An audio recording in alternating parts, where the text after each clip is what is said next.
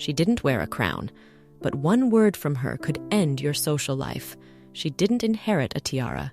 She decided who deserved to wear one, and when her ballroom doors opened, New York held its breath. This isn't a story about royalty. It's about a woman who ruled with silence, diamonds, and the sharp edge of an invitation. A woman whose jewels sparkled, but whose power shone brighter. Her name was Caroline Astor, the Mrs. Astor. For 40 years, she defined who belonged and who didn't. Today, we step into her glittering world of velvet rituals, silent dismissals, and jewels that didn't just shine, they declared supremacy.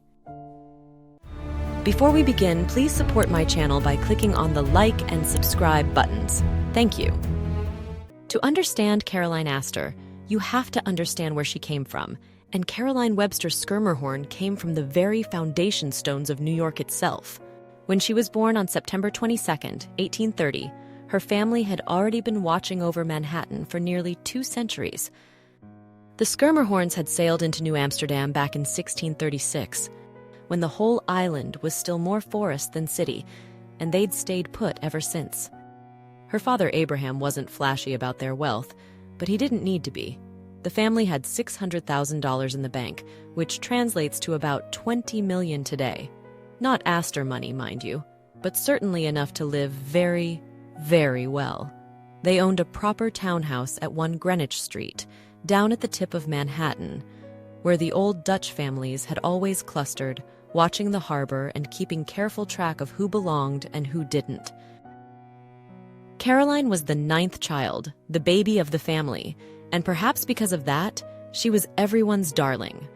Her mother, Helen, came from the Van Cortlandts, another one of those Dutch names that carried real weight in New York. These weren't people who'd gotten rich quick in railroads or steel. These were families who'd grown wealthy slowly, steadily, the way old money prefers to accumulate, through shipping and land and the patient business of just being there first. But Caroline herself was not the sort of girl who turned heads. She was tall, dark-haired, and what people politely called big-boned.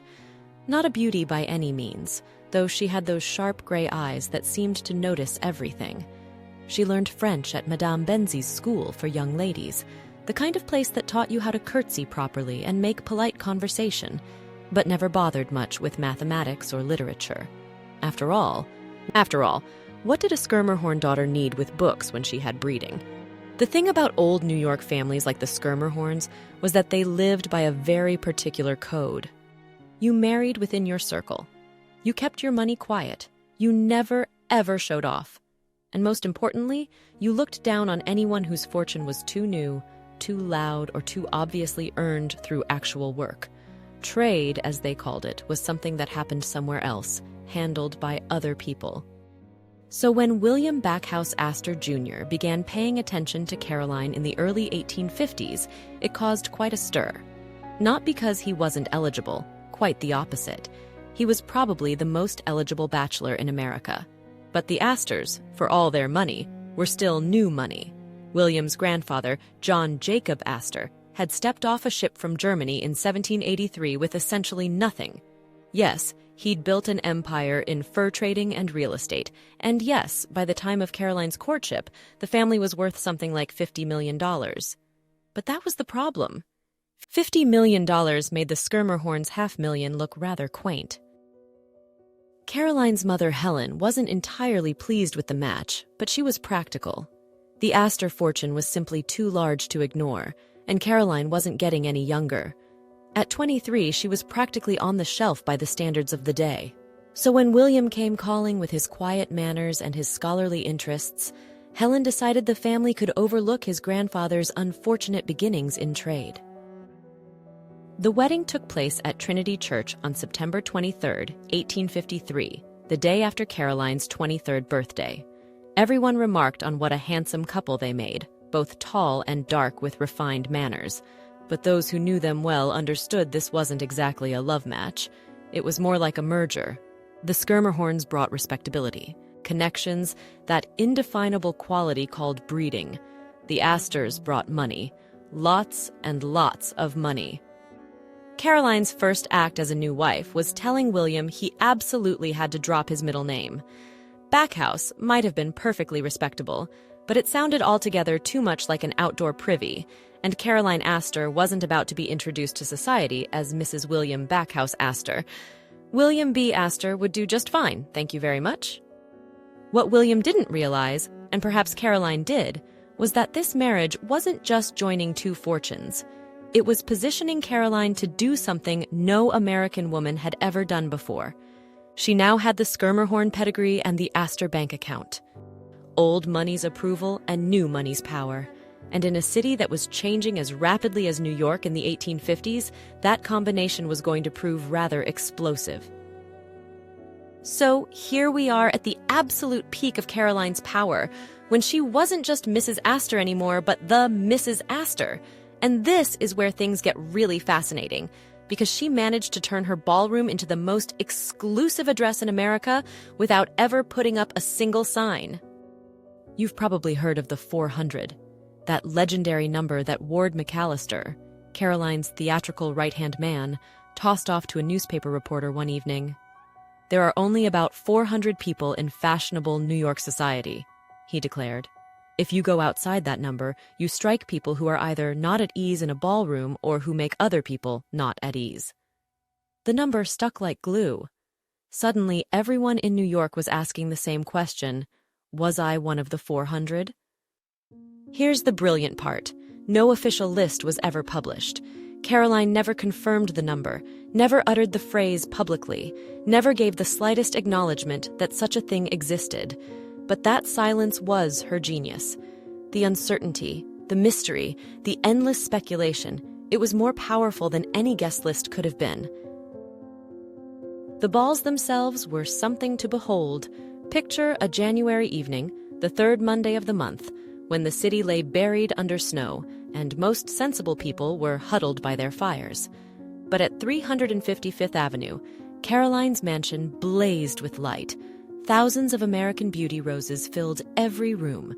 Roses in the dead of winter, which cost a fortune, but sent a very clear message about the kind of money we're dealing with here. The invitations arrived on cream-colored cards so thick they felt like parchment, engraved in script so fine it seemed whispered rather than written. No RSVP required. If you needed to ask, you weren't invited. And if you were invited, well, you understood that this wasn't a party. It was a coronation, not of royalty but of social rank. And Caroline? She stood at the center deciding who would shine and who would fade. She would stand near the grand staircase, usually in black velvet or deep purple, her famous diamond stomacher blazing across her chest. That stomacher, by the way, was rumored to have belonged to Marie Antoinette, though like so many stories about Caroline's jewels, the truth is hazier than the legend. The dancing never stopped because she employed two orchestras, alternating so there would never be a moment's silence. Guests glided through waltzes and cotillions and quadrilles, each step as choreographed as a military parade. At midnight, the dancing would pause and tables would appear as if by magic.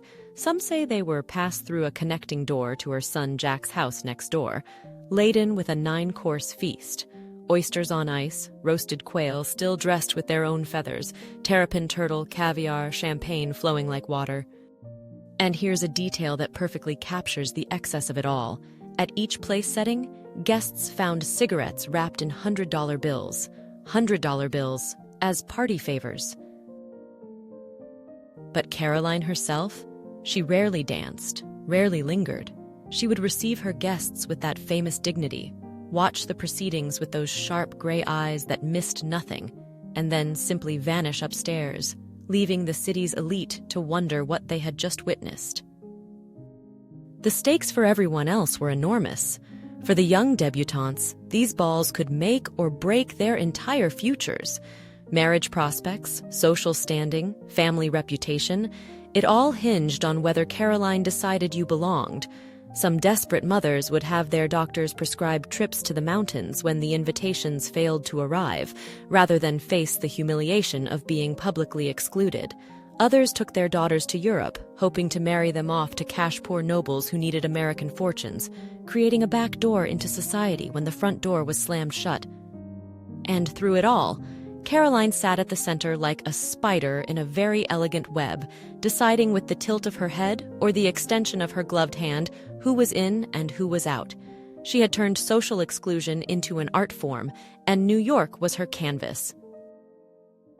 But what made Caroline Astor truly unforgettable wasn't just her icy composure or her perfect guest lists. It was the armor of diamonds she wore like a second skin. To see Mrs. Astor at one of her balls was to witness something between a queen and a constellation. She didn't simply wear jewelry, she weaponized it. And Mrs. Astor looked like a walking chandelier, contemporaries whispered, both in awe and slight mockery. For a woman who preached understated elegance and scorned the nouveau riche for their vulgarity, Caroline certainly knew how to make diamonds do the talking. At every major social event, she appeared draped in layers of precious stones so magnificent they rendered speech unnecessary.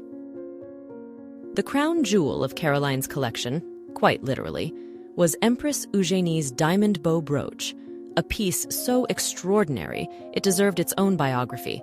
Created in 1855 by the Parisian jeweler François Kramer for Eugénie de Montijo, the last empress of France.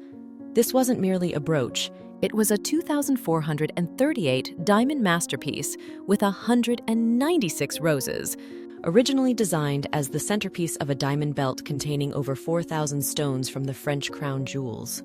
The Empress had worn this glittering artillery to receive Queen Victoria at Versailles in 1855 and later at the Hôtel de Ville for the baptism of the Prince Imperial. But empires fall, and when the French government auctioned the crown jewels in 1887, Caroline Astor was ready. Through the jeweler Emile Schlesinger, she acquired this symbol of European monarchy, a deliberate statement that American royalty could now possess the treasures of actual crowned heads. In New York, the piece became known as Mrs. Astor's Diamond Stomacher, and she wore it pinned to her chest like a badge of conquest. For over a century, it remained in the Astor family until eventually finding its way to the Louvre, where it now rests among the French crown jewels, a poetic return to its origins.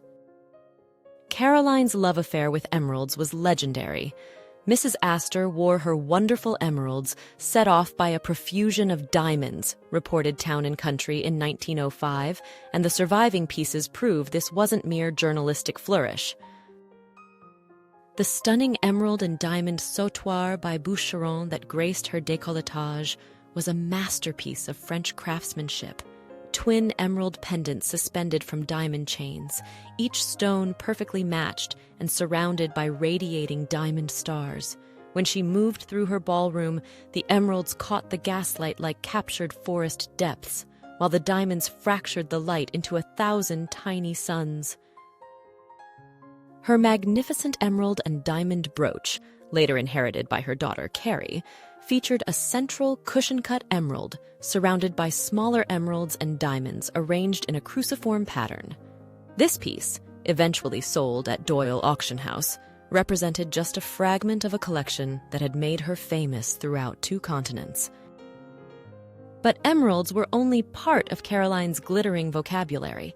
Her sapphire and diamond tiara comb, an ornate piece featuring oval sapphires set against a backdrop of intricate diamond scrollwork, served as one of her more modest crowns. Unlike the towering tiaras favored by European royalty, this piece whispered rather than shouted. The famous 200-stone diamond necklace that allegedly gave its name to the Metropolitan Opera's Diamond Horseshoe was perhaps her most recognizable piece. Layer upon layer of perfectly matched diamonds cascaded down her throat, each stone catching and reflecting the light of its neighbors until her entire décolletage blazed like armor made of starlight. At the Metropolitan Opera on January 1st, 1896, the opening night of the social season and the evening of her annual Patriarch's Ball, Caroline appeared wearing not only this legendary necklace, but also her massive diamond star tiara and numerous pearl dog collars. The effect was so overwhelming that even hardened society reporters struggled for adequate description. Her collection included an antique diamond bow brooch, not to be confused with the Empress Eugenie piece, but equally impressive in its own right. This piece, also sold through Doyle, demonstrated the breadth of her diamond obsession. Bows, stars, scrollwork, geometric patterns. Caroline collected diamonds the way generals collect victories. Perhaps most dramatically, Caroline owned a diamond stomacher that had allegedly belonged to Marie Antoinette. Standing beneath her own portrait at the entrance to her ballroom, wearing this piece along with her diamond tiara, triple strands of diamonds around her neck, and diamond bracelets clustering at her wrists, she created a visual impact that was almost supernatural. Guests later recalled feeling they were being received not by a hostess, but by some glittering deity. Yet the most humanizing detail about Caroline's jewelry collection emerged only after her death. Among the pieces she bequeathed to her son, John Jacob Astor IV, was a 5-strand pearl necklace, seemingly a modest addition to such a diamond-heavy collection. But when appraisers examined the piece, they made a shocking discovery. 90 of the pearls were imitations. And here we arrive at the most spectacular moment, when two queens of the Gilded Age met in a battle not for life or death, but for tiaras, diamonds, and the right to be called the Lady of New York. In one corner, our Caroline Astor, the Iron Lady of old money who had spent decades deciding who was worthy of sitting at her table. In the other, Alva Vanderbilt, the ambitious Southern belle who married into railroad millions and decided it was time to dethrone the queen. Alva was a force of nature, educated in Paris, sharp-tongued, with a will that could bend steel rails. And she had something many social climbers lacked: strategic brilliance and boundless determination. She understood that money was just a tool. Real power lay in making others acknowledge that money. Alva's first attempts to storm Fortress Astor were repelled with Olympian calm. Caroline simply didn't notice the Vanderbilts existed.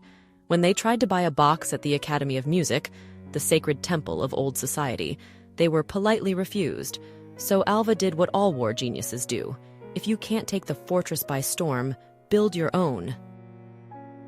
The result?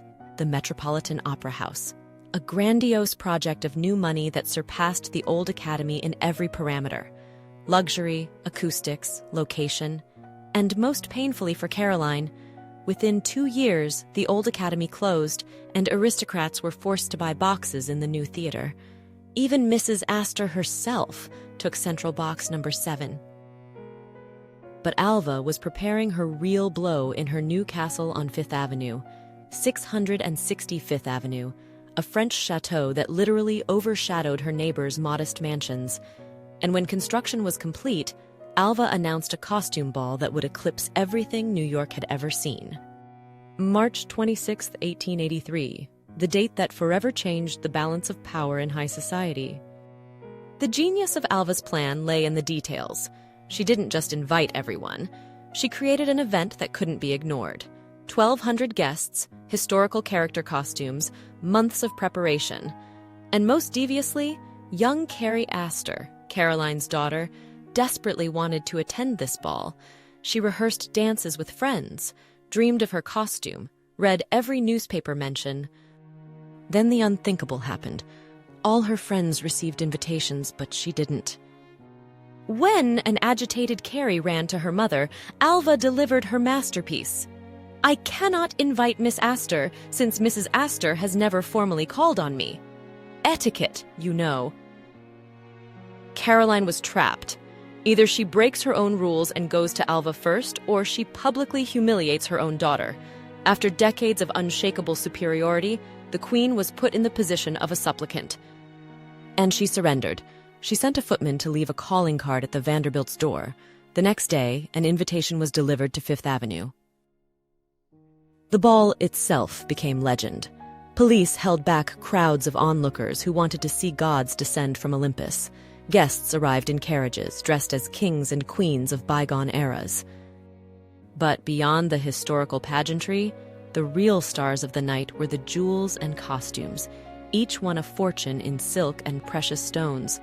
And of course, the costume that entered history, Alice Vanderbilt's Electric Light, wife of Cornelius II.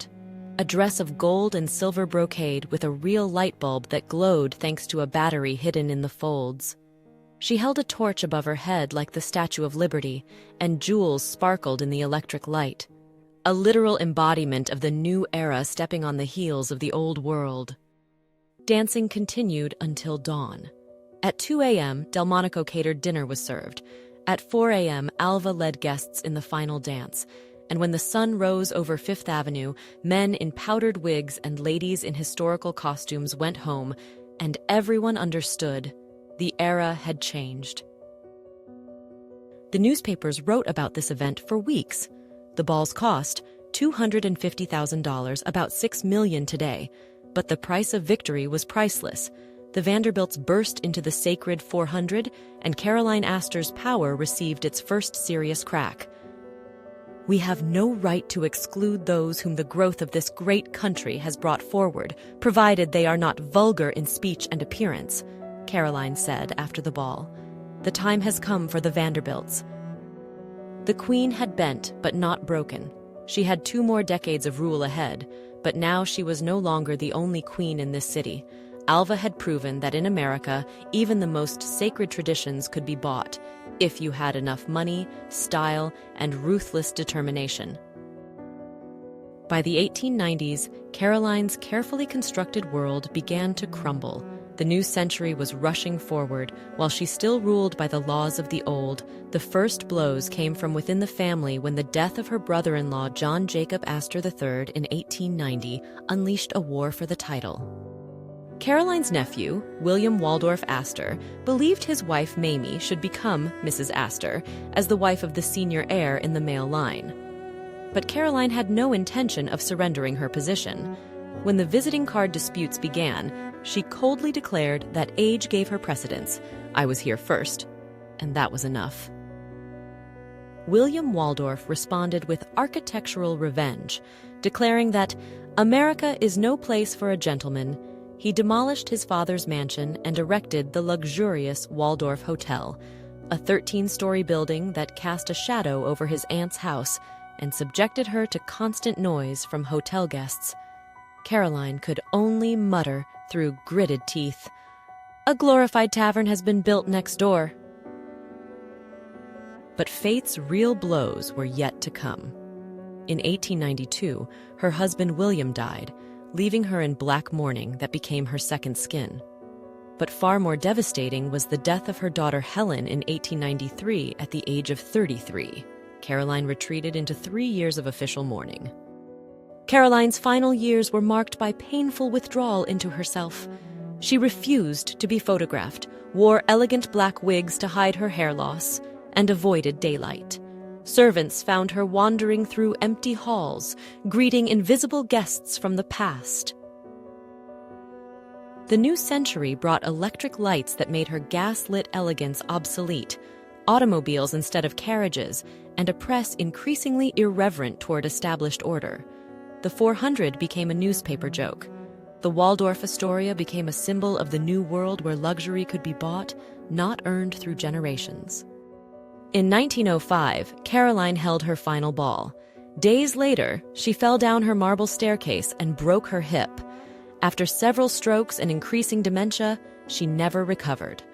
On October 30th, 1908, Caroline Schermerhorn Astor died at age 78. The city that once held its breath awaiting her invitations barely noticed her passing. Most of Caroline's legendary collection has vanished into the mists of time. Empress Eugénie's stomacher returned to the Louvre, while other pieces surface at auctions carrying their provenance like DNA, proof they once glittered on the breast of America's unofficial queen. These jewels declared that American wealth could buy European pedigree. And yet, the imitation pearls discovered in her necklace serve as the perfect metaphor for the Gilded Age, beautiful on the surface, questionable at the foundation. Ultimately, her true legacy lies not in the gems, but in the power she wielded through them. It's the ability to shape desire, to make exclusion feel like privilege, and to transform a Fifth Avenue ballroom into the center of the universe. She proved that in America, royal dignity isn't inherited. It's performed night after night with flawless conviction. The curtain fell, the chandeliers dimmed, and the city rushed forward. leaving only the faint perfume of her power in rooms that no longer exist.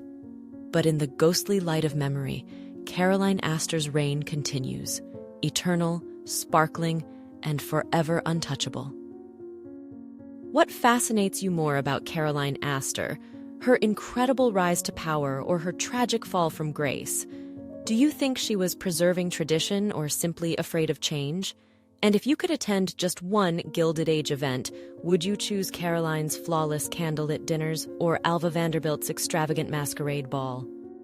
Thank you for watching this deep dive into the glittering world of America's unofficial queen. If you enjoyed this story of how diamonds reflected ambition and the price of absolute power, please subscribe to my channel for more untold stories of legendary jewels and the historical figures who wore them. Your support helps me bring the incredible histories behind these treasures back into the light. Until next time, keep exploring the glittering side of history with me,